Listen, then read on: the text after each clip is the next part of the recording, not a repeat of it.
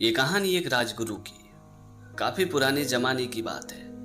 एक राज्य में बल्लव नाम का एक राजा रहते थे। राजा अपने राज्य से बहुत ही खुश थे। चारों ओर शांति का माहौल था कि एक दिन अचानक सेनापति जी आए और राजा से बोले कि महाराज, पड़ोसी राज्य ने हम पर हमला कर दिया है। हमारी अपेक्षा उनकी सेना 4 गुनी बड़ी है। अगर हम ये युद्ध लड़ते हैं तो हम पूरी तरह से हार जाएंगे, हमारी सेना पूरी तरह से मारी जाएगी।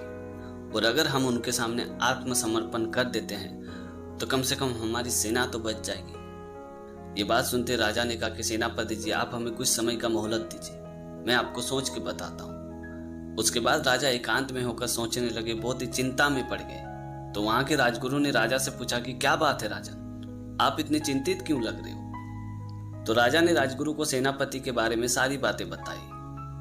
तभी राजगुरु ने गुस्सा करते हुए कहा कि इस कठिन परिस्थिति में सेनापति ने बिना युद्ध लड़े ही हार स्वीकार कर लिया।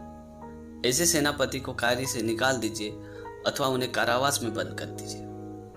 ये बात सुनते राजा ने राजगुरु से कहा कि राजगुरु जी, इस कठिन परिस्थिति में अगर हम लोग सेनापति को कार्य से निकाल देते हैं अथवा कारावास में बंद कर देते हैं तो हमारी सेना को कौन संभालेगा। तभी राजगुरु ने राजा से कहा कि अगर आपको ऐतराज ना हो तो जब तक युद्ध चलेगी तब तक सेनापति का कार्य मैं संभाल लूंगा। ये बात सुनते राजा मन ही मन सोचने लगे कि राजगुरु जी भला सेनापति का कार्य कैसे संभालेंगे। लेकिन राजा के पास और कोई उपाय नहीं था, इसलिए उन्होंने राजगुरु की बात को स्वीकार कर लिया। उसके बाद राजगुरु जी ने अगले दिन सभी सैनिकों को लिया और युद्ध के लिए रवाना हो गए। कुछ दूर जाने के बाद राजगुरु ने रास्ते में एक मंदिर देखा।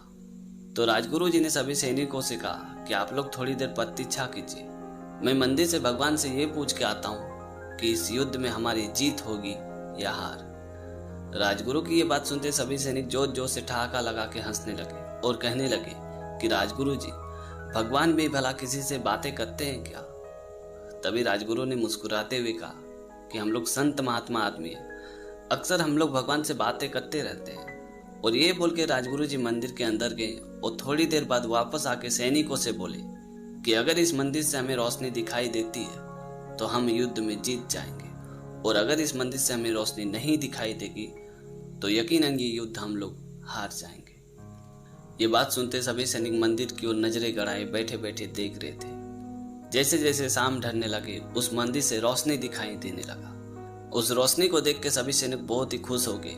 सबका मनोबल, आत्मविश्वास पूरी तरह से बढ़ गया और अगले दिन सभी सैनिक उसी जोश और आत्मविश्वास के साथ युद्ध लड़ने गए और यकीनन युद्ध जीत भी गए। युद्ध जीतने के बाद जब सभी सैनिक वापस लौट रहे थे तो रास्ते में उन्हें वही मंदिर दिखाई दिया जिस मंदिर से उन्हें रोशनी दिखाई दी थी। तो सभी सैनिकों ने कहा कि चलो चलकर भगवान को धन्यवाद देते हैं, आखिर ये जीत तो हमें उन्हीं की वजह से मिली है।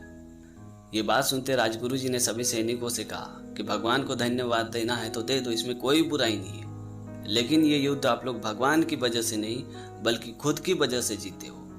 ये बात सुनते सभी सैनिकों ने आश्चर्य होकर राजगुरु जी से पूछा कि राजगुरु जी, आप ये क्या बोल रहे हो। ये युद्ध हम लोग भगवान की वजह से ही तो जीते हैं। भगवान ने तो हमें वरदान दिया था, वो रोशनी दिखाई थी, तभी तो ये युद्ध हम लोग जीत पाए। तभी राजगुरु ने मुस्कुराते हुए सभी सैनिकों से कहा कि दरअसल मैंने आप लोगों से झूठ कहा था। जब मैं आप लोगों के साथ युद्ध लड़ने के लिए आ रहा था तो आप लोगों का मनोबल, आत्मविश्वास पूरी तरह से टूट चुका था। ऐसे हालत में अगर हम लोग युद्ध लड़ते तो यकीनन ये युद्ध हम लोग हार जाते। और उसी मनोबल और आत्मविश्वास को बढ़ाने के लिए मैं मंदिर के अंदर गया और एक दिया जला के वापस आ गया।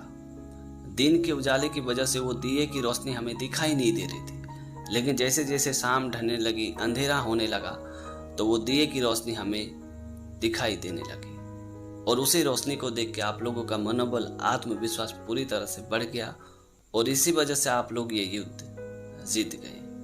ये बात सुनते सभी सैनिकों ने राजगुरु जी को बहुत बहुत धन्यवाद दिया और साथ में भगवान को धन्यवाद और प्रणाम करने के बाद खुशी खुशी अपने राज्य की ओर वापस लौट गए। इसीलिए कहते हैं कि अगर चाहते हो कुछ बड़ा करना तो अपनी सोच को बड़ी रखिए, क्योंकि कमजोर सोच इंसान को गिराती है, उनके इरादे को और कमजोर बनाती है। तो दोस्तों, छोटी सी कहानी में ये सिखाती है कि खुद पर विश्वास रखें और परिश्रम करें। यकीन मानिए 100% आपकी ही जीत होगी। हमारी सोच ही आगे चलकर वास्तविकता का रूप लेती है। इसलिए हमेशा अपनी सोच पर ध्यान दें, हमेशा पॉजिटिव सोचें ताकि पॉजिटिव रिजल्ट आए।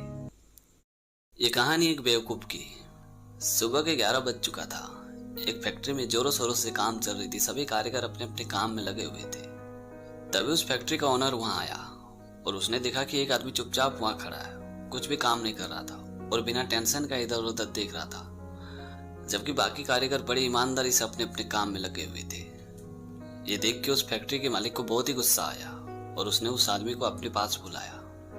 जब वो आदमी उस फैक्ट्री के ओनर के पास आया तो उस ओनर ने उस आदमी से पूछा कि तुम्हारी सैलरी कितनी है। तो उस आदमी ने कहा कि सर मेरी सैलरी 5,000 रुपया है। तभी उस फैक्ट्री के ओनर ने अपना पर्स निकाला और 15,000 रुपया निकालते हुए उस आदमी के हाथ में थमा दिया और कहा कि ये लो तुम्हारे 3 महीने की सैलरी। मैं यहाँ लोगों को सिर्फ और सिर्फ काम के पैसे देता हूँ, ना कि टाइम खराब करने के। अब तुम यहाँ से फौरन निकल जाओ और दोबारा कभी यहाँ मत आना। उस ओनर की बात सुन के वो आदमी बिना कुछ बोले वहां से तुरंत चला गया। उस आदमी के जाने के बाद फैक्ट्री के ओनर ने गुस्सा करते हुए एक कारीगर से पूछा कि कौन था वो कामचोर। तभी उस कारीगर ने कहा कि साहब पिज्जा डिलीवरी वाला था, एक पिज्जे की डिलीवरी के लिए यहाँ आया हुआ था। ये बात सुनते वो फैक्ट्री के ओनर सीधे अपने कैबिन में गया और मन ही मन सोचने लगा कि अच्छा हुआ किसी ने मेरी सच्चाई जानी नहीं तो आज मैं पूरी तरह से बेवकूफ बन जाता। लेकिन हकीकत में तो वो पूरी तरह से बेवकूफ बन ही चुका था। तो दोस्तों, छोटी सी कहानी में ये सिखाती कि बगैर सोचे समझे कोई भी डिसीजन लेना चालाकी नहीं बल्कि सिर्फ और सिर्फ बेवकूफ़ी होती है। तो दोस्तों, आज की कहानी आपको कैसी लगी कमेंट करके ज़रूर बताना। और अगर आपने हमारे चैनल को अभी तक सब्सक्राइब नहीं किया है तो प्लीज़ यार चैनल को सब्सक्राइब कर देना, क्योंकि इस तरह का कंटेंट मैं हमेशा अपने चैनल पे लाते रहता हूँ। तो आज के लिए इतना ही। मिलते अगली वीडियो में एक नई टॉपिक के साथ, एक नई कहानी के साथ। तब तक के लिए जय हिंद, वंदे मातरम।